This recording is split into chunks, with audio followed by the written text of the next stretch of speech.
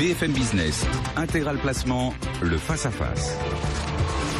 Face à face, ce matin, entre Pascal Auclair et Thibaut Prébet. Bonjour à tous les deux. Bonjour. Pascal Auclair pour la Française Asset Management, Thibaut Prébet pour Financière Arbevel. Le CAC 40 qui est quasi sur son niveau de clôture d'hier soir, et on va peut-être prendre le temps de se demander où est-ce qu'on en est finalement de nos marchés, Pascal. Le début d'année a été sévère, les dernières séances ont plutôt été à une sorte d'amélioration.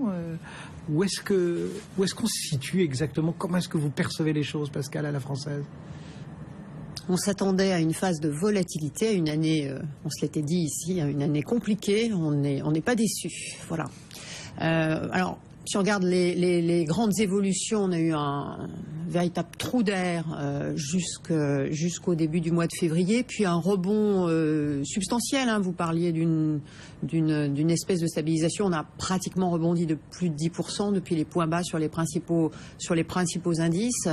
Donc on est dans une phase qui est une phase de stress pour moi non stabilisée, qui va probablement durer une grande partie de cette année, et qui va se traduire à notre sens, par des évolutions tendancielles, en particulier sur les classes d'actifs actions, qui vont être un peu comme on l'imaginait, modestes. On n'avait probablement pas en tête des amplitudes pareilles dès le démarrage de cette année, mais en tout cas, on a toujours ce sentiment, pour des raisons fondamentales, si on regarde les lignes d'horizon, que nos progressions boursières cette année vont être modestes en return, et surtout assorties d'une volatilité très forte, ce qui fait qu'on a au global un couple rendement-risque qui n'est pas très satisfaisant cette année sur la classe action.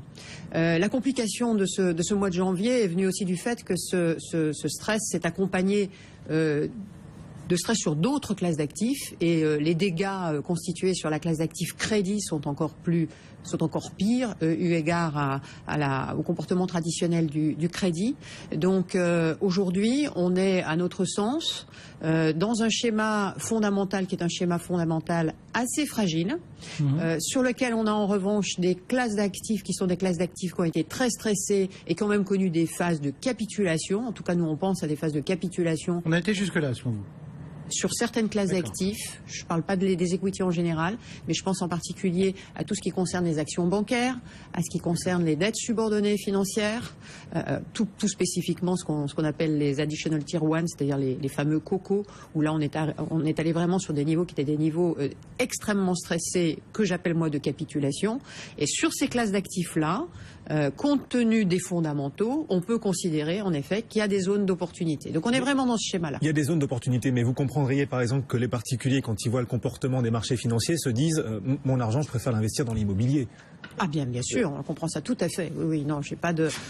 C'est pas forcément le cas des particuliers, mais enfin, ça peut être le réflexe psychologique. Intuitivement, on peut se dire bon, voilà, l'immobilier, on peut aussi trouver des rendements de 5% dans des SCPI sans cette volatilité qu'on voit sur les marchés financiers. Ah, j'entends ça très très bien, et on considère d'ailleurs que dans une allocation d'actifs globale, patrimoniale, nous avons en face de nous des clients qui ont un comportement, pas uniquement d'ailleurs des clients privés, certains institutionnels qui ont une gestion prudente peuvent avoir une approche patrimoniale dans leur allocation d'actifs. Nous entendons très bien qu'ils veuillent s'abstenir d'abord de cette volatilité qu'ils n'ont pas sur l'immobilier. Alors c'est un tout petit peu factice, parce que quelque chose qui n'a pas de prix ne peut pas avoir de volatilité. Donc pas de volatilité, un rendement courant qui est un rendement courant qu'on ne trouve plus sur les classes d'actifs obligataires traditionnelles, en tout cas pas celles qui n'ont pas de volatilité.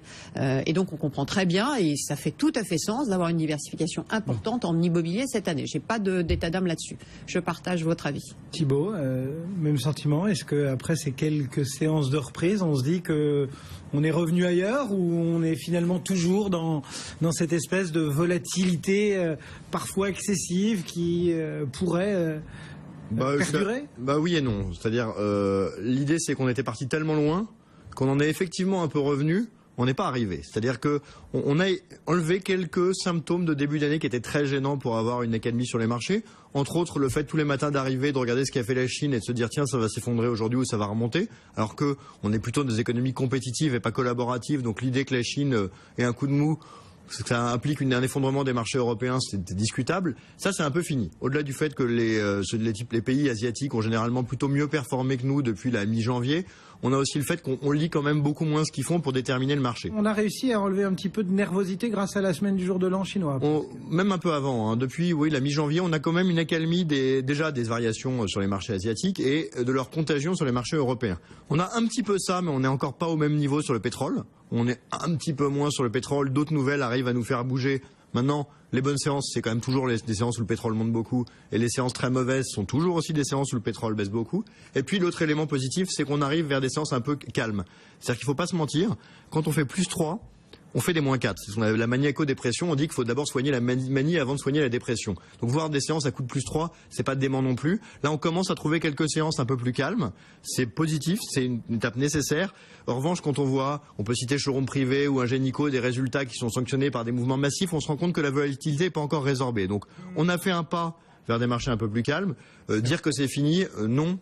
C'est sûr que c'est pas le cas. Vous citez quelques éléments plutôt favorables, mais qu'est-ce qui pourrait, de l'autre côté, soit continuer, soit repeser suffisamment lourd pour que finalement la situation ne s'améliore pas, ne se décante pas? La même, hein. Je veux dire, ça fait comme quelques années qu'on parle tous les ans. Qu'est-ce qui pourrait nous faire replonger, quoi? On parle de récession US, puis de double dip, puis de triple dip. Enfin, c'est toujours les mêmes thématiques. Puis on parle de Grèce, puis on parle de Chine.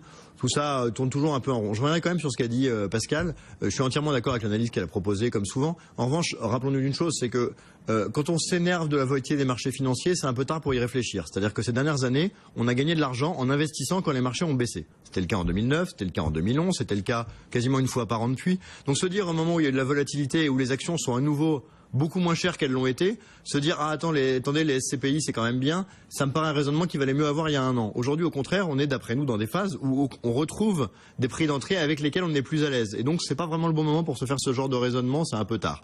Ensuite, qu'est-ce qui peut nous inquiéter aujourd'hui? Ce qui peut nous inquiéter, et je reprends une phrase très juste que j'ai entendue lors des BFM Awards, c'est l'impact des marchés sur l'économie et non pas l'impact de l'économie sur les marchés. Je veux dire par là qu'il n'y a rien aujourd'hui de catastrophique dans l'économie. En revanche, si on joue à se faire peur et que on enlève les financements bancaires, que on fait un choc de confiance qui n'est pas là aujourd'hui, puisque les indices de confiance ont continué à être très bons malgré les doutes économiques, là on peut avoir des problèmes. En revanche, que l'économie actuelle quelque part est les graines d'un effondrement des marchés, c'est pas quelque chose aujourd'hui qui est dans le scénario chez Financière Arbevel.